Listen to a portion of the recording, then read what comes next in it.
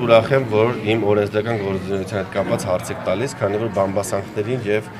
այլ նյութերին ցանկություն չունեմ մեծ հաշվով պատասխանելու, նոր փորձեցի հնարավորինս պատասխանել այն հարցերին, այլևս չեմ անդրադառնա, հիմա անդրադառնանք այն հարցերին, որոնք կապված են իմ օրենսդրական գործունեության հետ։ 2024 թվականի տարեսկզբին ես ուսումնասիրելով զորակոչի հետ կապված խնդիրները Հայաստանի Հանրապետությունում 2022-2023 թվականների ծայրահեղ ծանր վիճակը մի շարք օրենսդրական նախաձեռնությամբ եմ հանդես եկել եւ նաեւ քննարկումներ եմ ունեցել Պաշտպանության նախարարության հետ, դրա հետ կապված վարչապետի հանձնարարականով ստեղծվել է միջգերատեսչական աշխատանքային խումբ, որը ստեղծվել էր, որպեսզի քննարկվի նաեւ իմ կողմից ներկայացված զորակոչի հետ կապված խնդիրները։ Սրա հետ կապված ես 5 քայլով էի հանդես եկել, այդպես էր պայմանական կոչվում, որպեսզի լուծենք զորակոչի հետ կապված խնդիրները եւ այդ քայլերից մեկը այո հենց պարտադիր զինվորական ծառայությունը 1.5 տարի սարքելն էր, բայց նաեւ այլ կարեւոր հատվածներ կար օրենքի նախագծի մեջ, որը ես շրջանառել էի։ Հատկապես ամենակարևորներից մեկը, որը ես ցանկանում եմ հիմա նշել եւ նաեւ լրագրողներին ասել, որպեսզի դուք նաեւ այս սրա հետ կապված աշխատանք ունեք կատարելու, իմ ասեմ որն է դա։ Խոսքը վերաբերվում էր Հայաստանի Հանրապետության Արաքան սեռի քաղաքացիների քաղաքացիությունից հրաժարվելուն մինչև 18 տարին լրանալը եւ ես թվեր էի հրապարակում, որ այս տարի կամ հաջորդ տարի բանակ զորակոչվողների 7%-ը կամ 8%-ը արդեն Հայաստանի Հանրապետության քաղաքացի չեն եւ մեծ թվով քաղաքացիներ հրաժարվում են Հայաստանի Հանրապետության քաղաքացիությունից, որպեսզի հետագայում չզորակոչվեն պարտադիր զինվորական ծառայության։ Օրենքը տապալվեց ընդդիմության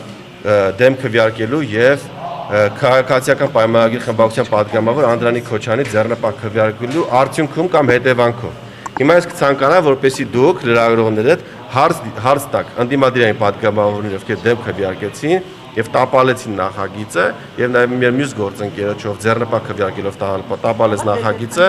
որպեսզի կներեք ավարտում եմ, որպեսզի հասկանանք օրենքի տապալումից հետո ամառվա ընթացքում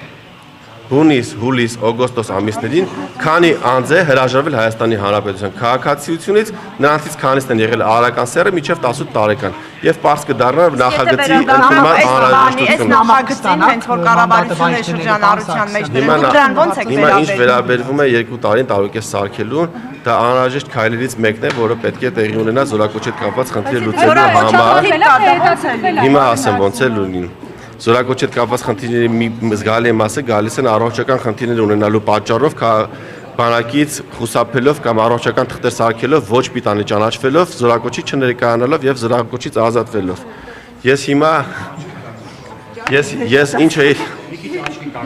Ես ինչ էի առաջարկում, ես առաջարկում էի որպեսզի խստացնող մի շարք օրենքներ ընդունենք, որպեսզի մեր քաղաքացիները չկարողանան խուսափել պարտադիր զինվորական ծառայությունից, դրա արդյունքում մեծանա զորակոչը եւ զորակոչի մեծանալը մեզ հնարավորություն տա զորակոչի ժամկետը կրճատելու։ Տեսեք, եթե մենք օրինակ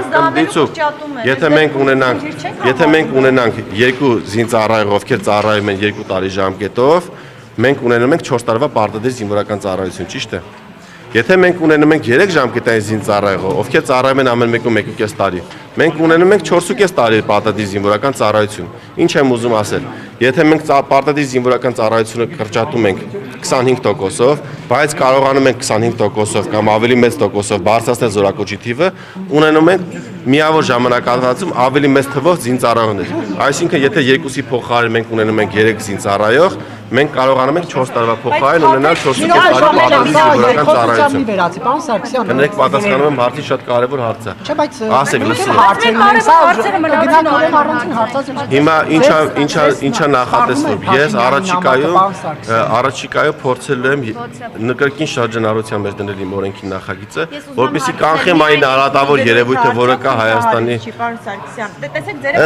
Ըստ իս պետք է խնդիրներ լուծվեն փաթեթով, որպեսզի մենք երբ խրախուսում ենք պարտադիր զինվորական ծառայությունը կրճատելով ժամկետը, դա խրախուսող նորմ է, մենք նաև սահմանափակելով մյուս արատավոր կետերը, որոնցով քաղաքացիները հրաժարվում են պարտադիր զինվորական ծառայությունից, փորձենք զորակոչի թիվը մեծացնել, որպեսզի միավոր ժամանակահատվածում չունենանք զորակոչիկների թվի նվազում։ Օրինակիցը որ քնում է եւ նաեւ դուք խոսել եք որով դուք Բայց սա նորություն չի ԿՊ-ում։ Չկա նման անհանգստություն։ Ես նույն հարցն օրինագիծի հիմա ինչ փուլում է, եւ դուք նաև տոկոսներով եք խոսել, որ 18 տարի լրացածների քանի տոկոսն է գնում պարտադիր ժամկետային ծառայության, որքանով է ճիշտ է տոկոսներով խոսելը եւ կա դրա իրավունքը։ Այո, կա դրա իրավունքը, տոկոսներով խոսելու նպատակը նա է, որպեսզի մեր հանրությանը բացատրենք, թե ինչ իրավիճակ ունենք այսօր եւ ինչ փոփոխություններ պետք է կատարենք, որպեսզի այս իրավիճակը մեղվի։ 2022 եւ 2023 թվականներին բանակ է զորակոչվել զորակոչի ենթականների 31.4% միայն։ Այսինքն մոտ 70%-ը չի գնացել պարտադիր զինվորական ծառայության, ինչ-ինչ խնդիրների պատճառով։ Ես նաև հանձնաժողովի նիստում մանրամասն նշել եմ, թե քանիստ են հրաժարվել Հայաստանի Հանրապետության քաղաքացիությունից, քանիստ են մեկնել ուսման չեն ներկայացել ուսման գնալուց հետո, քանիստ են առողջական խնդիրների պատճառով խուսափել պարտադիր զինվորական ծառայությունից եւ այս ուսումնասիրությունը ես անում եմ դեռևս 2019 թվականից եւ հաճախ խոսք է գնում եւ այո վարչապետին ներկայացրել եմ եւ հաճախ եւ խոսքը գնում է որ Հայաստանում բանակը կամ Սարգսյան Հայկի նախագիծը վերաբերվում է նրան որպեսզի աղքատները ծառայեն եւ հարուստները չծառայեն ես պարզ բան եմ ասում դեռևս 2019 թվականին ես հարցում եմ արել այն ժամանակվա կրթության նախարարին հետեւյալն է եղել Քանի քաղաքացիներին արական սեռի մեկնել Հայաստանից ուսման նպատակով ստացել տարկետում, նրանցից քանիսն են վերադարձել։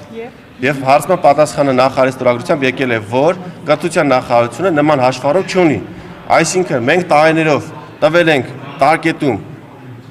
մեծահարուստների կամ հարուստների երեխաներին, որտեղ նրանք կարող են ուսման մեկնել լավագույն համալսարանները աշխարհի, Լոնդոն, Ամերիկայի Միացյալ Նահանգներ եւ այլն, եւ փաստացի որևէ հաշվառում չի վարվել, նրանք հետ վերադառնում են, թե ոչ, մինչ օրս էլ նման հաշվառում պատշաճ չի վարվում։ Եվ մենք տարիներով շարունակ տալիս ենք տարկետում այս խմբի անձանց, ովքեր ենթադրաբար հարուստ են կամ առնվազն աղքատ չեն, նրանք մեկնում են եւ մեծամասամբ չեն վերադառնում Հայաստանի Հանրապետություն, մինչեւ 27 տարի լրանալը, որտեղ ուսում են ստանում, փախցում են, որովհետեւ Նիկոլ Փաշինյանը մեծ գումարներ, հիմա կներեք Հիմա ասեմ։ Եվ նաև ունենք մեծ խումբ քաղաքացիներ, ովքեր հրաժարվում են Հայաստանի Հանրապետության քաղաքացիությունից մինչև 18 տարին լռանալը։ Եվ 18 տարին լռանալուց հետո նրանք այլևս զինապարտ չեն։ Իմ հարցերը բարձրացրած եւ իմ նախագծերը վերաբերվել են այս կետերին, որովհետեւ մենք փակենք քաղաքացիությունից հրաժարվելու ճանապարհը, որովհետեւ մենք փակենք ուսման նպատակով տարկետում ստանալու եւ դուրս մեկնելու ճանապարհները եւ նաև փակենք առողջական խնդիրների պատճառով ծառայությունից խուսափելու ճանապարհները։ Սրա արդյունքում ունենանք զորակոչի միջև կրկնակի աճ, այսինքն 31%-ի փոխարեն բանակ զորակոչվի 60%-ը։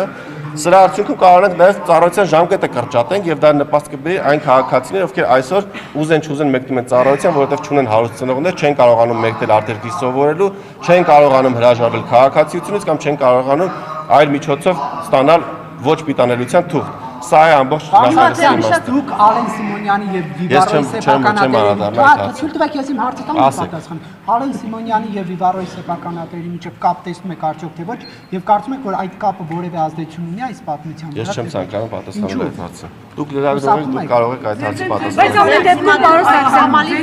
եք նշում այդ զորակոչի հետ կապված եւ ասում եք որ այդ ամբողջ խնդիրները լուծելով հետո նաեւ հնարավորություն ստեղծվեր կրճատել ծառայության ժամկետը, երբ որ կբարձրանա զորակոչի Հիմա այդ ամբողջը չլուծված զորակոչի պարտադիր զինվորական ծառայության ժամկետը կրճատվում է, սա ինչ խնդիր կարող է առաջացնել։ Տեսեք,